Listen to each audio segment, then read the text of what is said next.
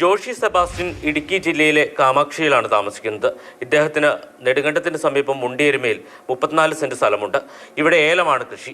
ഏലം നനയ്ക്കുന്നതിനായി 37,000 ലിറ്റർ വെള്ളം സംഭരിക്കാൻ കഴിയുന്ന ടാങ്ക് നിറച്ചിട്ടിരുന്നതാണ്. എന്നാൽ കഴിഞ്ഞ ദിവസം വന്നു നോക്കിയപ്പോൾ ഒരു തുള്ളി വെള്ളമില്ല. ആരോ അത് കവർന്നിരിക്കുന്നു. പല തവണയായിട്ടായിരിക്കാം വെള്ളം കൊണ്ടുപോയിട്ടുണ്ടാവുക. ഇവിടെ ജലനിധിയുടെ കുടിവെള്ളത്തിന്റെ ഒരു ടാങ്ക് വെച്ചിരുന്നു. അതിൽ ഓസ് കണക്ഷൻ മൊത്തം കുത്തിക്കിഴിച്ച് പൊട്ടിച്ചു വിട്ടു.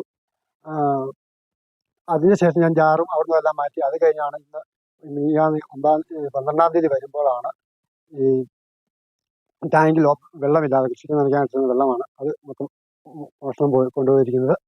സംഭവത്തിൽ ജോഷി പോലീസിൽ പരാതി നൽകി. എന്നാൽ എങ്ങനെ കേസെടുക്കുമെന്നതാണ് പ്രശ്നം.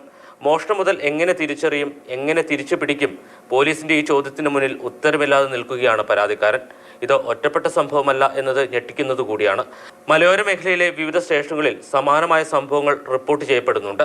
ഉള്ള വെള്ളം കള്ളന്മാർ കൊണ്ടുപോകാതിരിക്കാൻ കാവൽ നിൽക്കുകയോ തെളിവിനായി CCTVകൾ സ്ഥാപിക്കുകയോ ചെയ്യേണ്ട അവസ്ഥയിലാണ് ചിലരെങ്കിലും.